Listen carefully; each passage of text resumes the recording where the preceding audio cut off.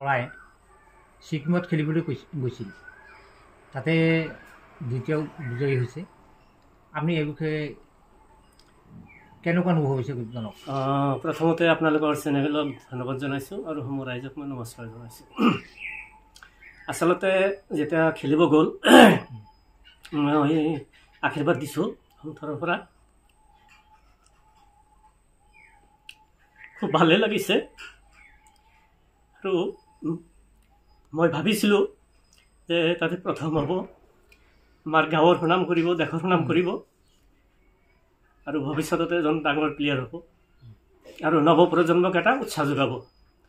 তো আশামতে যিহেতু দ্বিতীয় হৈছে মই খুবেই সুখী আৰু আশা কৰিছোঁ আৰু তেওঁকো মই কৈছোঁ ল'ৰাটোক যে তোমাৰ জৰিয়তে যাতে দেশৰ বা আমাৰ গাঁৱৰ কেইজনমান ল'ৰা খেল জগতৰ পিনে আগুৱাই যাব পাৰে আৰু আমাৰ সেই সমাজখনৰ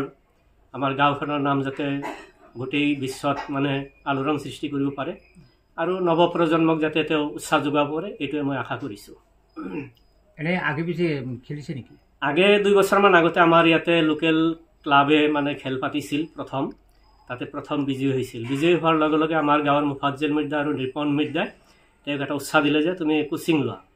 সঁচাকৈ মোৰ পৰা অনুমতি লৈ পেলাই বৰপেটা ডিগ্ৰী একাডেমীত মানে এডমিশ্যন ল'লে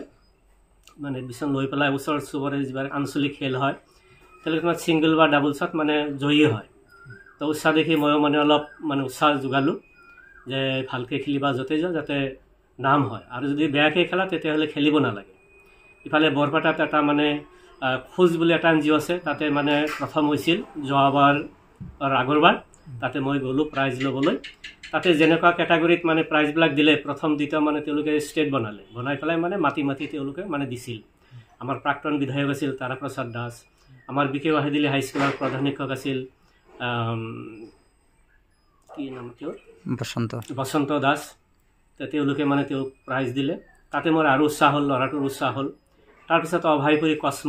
কচমিক্স ক্লাবৰ জৰিয়তে মানে অসম ভিত্তিত খেলা হ'ল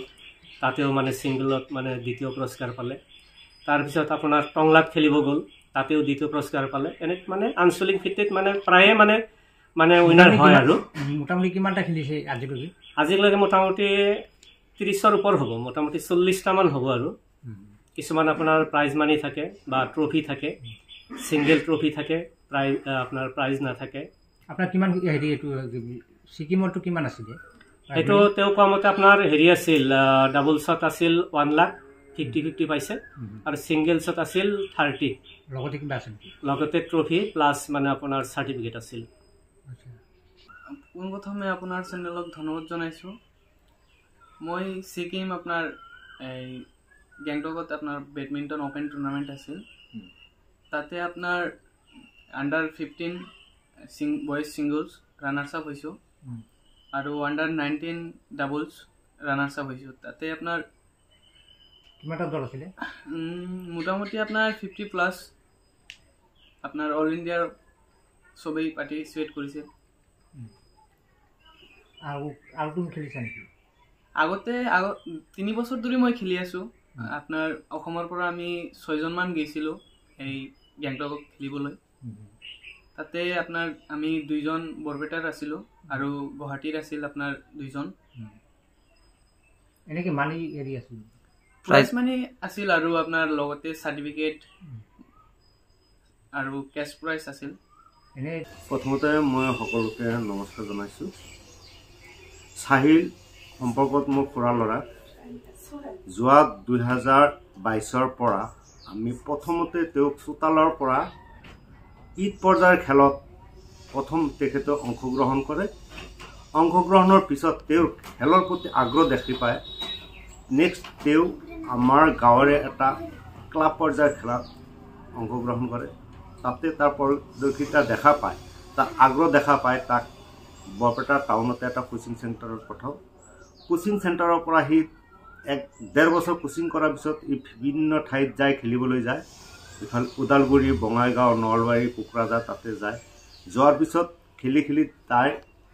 ইমানখিনি আগবাঢ়ি গৈছে লাষ্ট 2 ইয়াৰ্ছতে হি ডিস্ট্ৰিক্ট চেম্পিয়ন আন্ডাৰ 15ত হৈছে ডিস্ট্ৰিক্ট চেম্পিয়ন আন্ডাৰ 15 হোৱাৰ পিছত এইবেলি তেখেত ষ্টেট পৰ্যায়ত আপোনাৰ ছিকিমত খেলিবলৈ গৈছিল। তাতে যাই প্ৰায় 100টামান দল জইন কৰিছিল। তাৰে আণ্ডাৰ-15ত ডাবলছ আৰু ছিংগলছত দুটাতে তেখেতে ৰানাৰ্ছ আপৰ খিতাপ জইন কৰিছে। আশা কৰোঁ ভৱিষ্যতে সি আমাৰ ৰাজ্যিক পৰ্যায়ৰ খেলত সি অংশগ্ৰহণ কৰক আৰু আমাৰ ইণ্ডিয়াৰ হৈ প্ৰতিনিধিত্ব কৰি আমাৰ গাঁৱলৈ সি গৌৰৱ কৰি আনক, এই আমি চাইলৰ বুলি আহ্বান জনাইছোঁ। এই ক্ষেত্ৰত স্থানীয় বা হয়তো ৰাজ্যখনৰ